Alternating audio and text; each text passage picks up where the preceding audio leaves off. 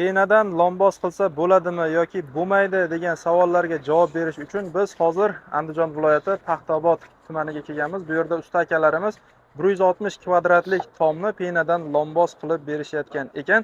Bu yerda mijozni qoqishiga qarab 7 santimetrlik qilib quyilish jarayonida ertalab boshlashgan usta akalarimiz. Mana hozir tugatish arafasida, soatlarimiz 6 ga yaqinlashib qolgan. Mana loydan ko'ra afzallik tarafi, bunga ko'p ishchi shart emas. 3 ta ustani o'zi bir kunda xotirjam 160 kvadratni quyib tugatish jarayonida ekan. Narxlarini 45 ming so'mdan quyib berishgan. Endi hozir batafsil ma'lumotni usta akamiz berib o'tadi. Albatta bizni kuzatishda davom etinglar. 5 santimetrligi nechi pul? 7-10 santimetrligi nechi pul? 5 santimetrligimiz 35 ming so'm. 7 santimetrligimiz 45 ming so'm. 10 santimetrligimiz 70 ming so'm. Hamma narsalar o'zimizdan, faqat uyda egasidan vassa qoqilgan, zardavol urilgan bo'lsa bo'ldi. Azizlar, mana bu taraflar yangi quyilgan taraflar, o'zi bilinib turibdi. Mana bu tarafini avvalroq quyishgan ekan. Hozir usta akamiz sakrab ko'rmoqchi. Qani usta aka? Hoppa. Mana hech bola bo'lgan yo'q mana. Xudo xohlasa, hali to'liq qatib bo'lmagan ekan bu narsa. Mana lekin usta aka, buni afzallik taraflari nimada?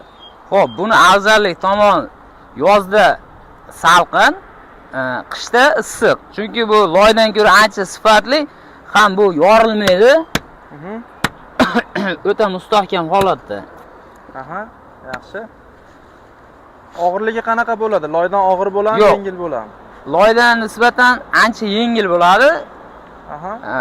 Bu boshida jicha og'ir bo'lishi mumkin, keyin sekin qurish jarayonida gipsa blokka o'xshab yengil holatda bo'ladi. Keyin usta aka quyish jarayonini ko'rsatib berdik, juda suyuq holatda ekanda bu. Buni misol tomni o'ziga cho'rni terilgan holatda ustiga quyib yuborasizlarmi? Yo'q. Buni o'zimizda materiali ham bor, ichida alohida. O'sha summani ichida hamma narsasi. Vassasini qoqib berishga, zardovollarni urib bersa bo'ldi. Qolgan xizmatlar hammasi bizdan. Demak, suv o'tib ketmasligi uchun materiallarni ham solib berasizlar tagiga. Yo'q, materiallar ham o'zimizdan. O'sha narxning ichida. O'sha narxning ichida. Mana hozir aziz kuzatuvchilar, materiali mana bu yerda ozgina chiqib qolgan ekan, ko'rsatib qo'yamiz. Xuddi shunday vassani ustidan material solib, ya'ni suv pastga o'tib ketmasligi uchun, bu suyuq holatda bo'ladi-da boshida. O'tib ketmasligi uchun materiallar solib, chiroyli holatda qilib berishar ekan.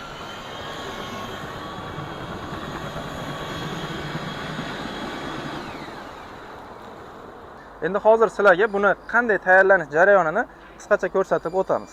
Qani, bizni kuzatishda davom etinglar. Usta akalar, hormanglar. Charchamaysizlar.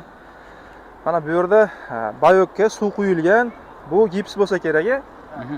Gips qo'yiladi. Bunga yana solingan. Tayyor semen solingan.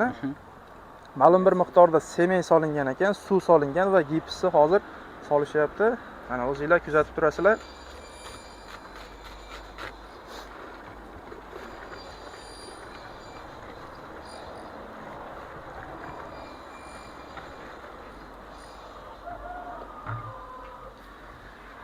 Buni loydan qilingan lombozdan ko'ra qulaylik taraflari shu taraflardan ajralib turadi. Ya'ni ko'p ishchi shart emas. Mana 3 tagina odam yorilmaydi. Kvadratlik joyda xotirjam quyib tugatishyapti.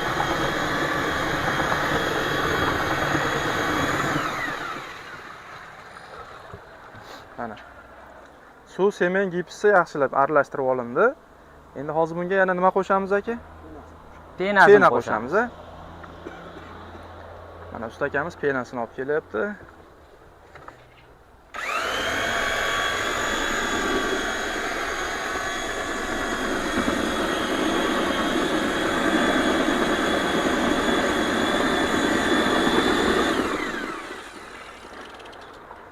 Mana yaxshilab aralashtirib, qorishma tayyor qilindi.